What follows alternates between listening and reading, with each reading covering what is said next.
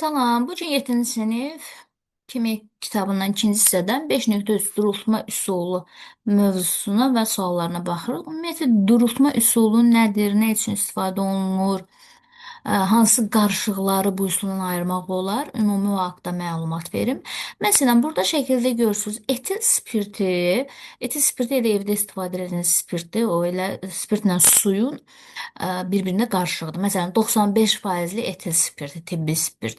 95 faiz o demək ki, onun 95 faizi etil spirtidir, 5 faizi sudur. Və yaxud da 75 faizli görmüsünüz. 75 faiz o demək ki, 75 faizi spirtdir, 25 faizi sudur. Baxın, siz o spirtə fikir vermisiniz də, orada su və spirti ayırd eləmək olmur. Yəni, onlar tam bir-birində həll olur. Və görsənmir də orada spirt hansı təbəqədədir, su hansı təbəqədədir. Amma bitki yağı və su olsun və yaxud da dəniz üzərində görmüsünüz neft suyun dənizin üzərində qalır da. Neft su olsun, benzin su olsun. Burada isə təbəqəni rahatlıqla, yəni açıq gözlə də elə görmək olur. Burada qarışıqda tutaq ki, elə suyun üzərində neft təbəqəsidir. Səbəb nədir bu neftin suyun üzərində qalmasına? Çünki neftin sıxlığı azdır. Baxın, yuxarı hissədə qalanın sıxlığı az olur. Necə ki, biz deyirdik, buz suyun üzərində qalır. Nəyə görə? Buzun sıxlığı maye suyun sıxlığından azdır. Sıxlığı az olan yuxarı hissədə olur, çox olan isə aşağı hissədə. Və yaxud da qumdan su deyək. Qum suda aşağı çökür. Çünki qumun sıxlığı çoxdur. Doğrultma üsulunda da bir-birində həll olmayan mayeləri bir-birinə ayıra bilərik. Baxın, bir-birində həll olmayan mayələr. Məsələn, bitki yağı, su, neft, su. Amma etil spirti və suyu bu üsulla ayıra bilmərik. Çünki onlar bir-birində həll olur. Yəni heterogen qarışıq olmalıdır. Durultma üsulunda ayıracağımız qarışıq və bu durultma üsulunda da bu gördüyünüz ayırıcı qıfdan istifadə edirik. Baxın, burada yuxarı təbəqədə bitki yağı aydın şəkildə görünür. Suyun da sıxlığı çox olduğu üçün bu aşağı hissədədir. Burada bu kran açılır və sıxlığı çox olan hansıdır? Sudur. Su gəlir, axır bu qabın içərisinə və sonda artıq bu hissəyə yaxınlaşanda yağ krana tərəfdə. Kranı bağlayırlar və belə işləndə burada bu iki qarışığı bir-birindən ayırmış olurlar. Gəlin indi suallara baxaq. Şəkildə suyun neft ilə qarışığının ayrılma prosesi təsvir edilmişdir. Burada sarı rəngli verilməz sizi çaşdırmasın. O neft hissəsidir, yəni neft əslində qara rəngli bir şeydir də.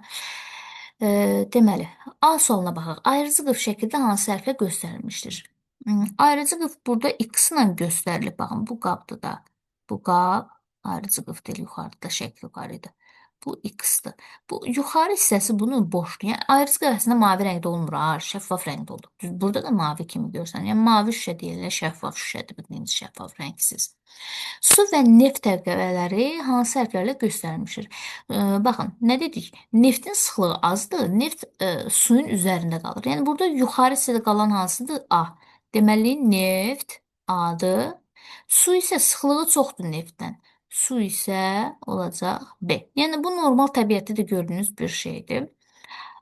C bəndinə baxaq. A və B mayelərinin iki təbəqə əmələ gətirmələrinin səbəbi nədir? Burada yaza bilərsiniz ki, bir-birində həll olmur.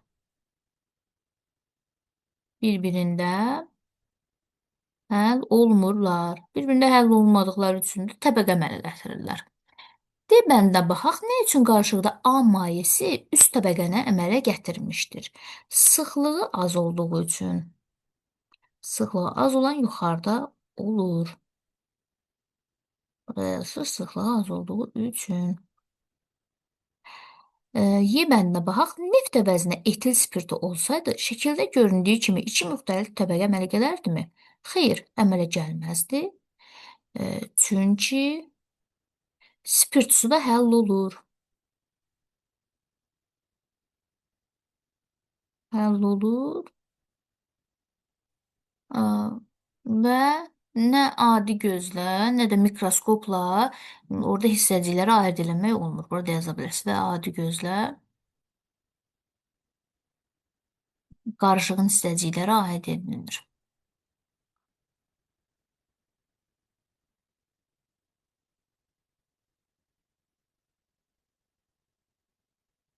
Burada qarşılığın hissəcikləri deyəndə, yəni orada su molekullarının və etil spirti molekullarına aid eləmək olunur. Abone olun, like edin, rey yazın, video linkini paylaşın. Sağ olun. Səni silək və öyrəndiklərinizi yoxlayın hissəsindəki suallara keçid alaq. Durultma üsulunda iki mayenin təbəqələr şəklində bir-birinə ayrılması onların hansı fizik xassəsinə əsaslanır? Sıxlıq fərqinə. Sıxlıq fərqinə əsasən sıxlığı az olan yuxarıda olur, çox olan aşağıda.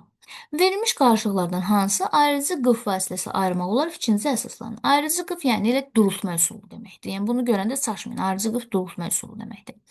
Benzin, su. Bəli, benzin və suyu ayıra bilərik. Niyə? Durultma üsulunda dediyim nə, hansı qarşılıqlar ayrılır? Bir-birində həll olmayan mayələr. Benzin də suda həll olunur. Qum su olmaz. Çünki qum ümumiyyətlə maye deyil. Etil spirtli su olmaz. Çünki etil spirtli suda həll olur. Şəkər və su da olmaz. Çünki şəkər də ümumiyyətlə bərk. Yəni o varianta baxmırıq. Bir-birində həll olmayan mayələr baxırıq. Bu qədər, sağ olun.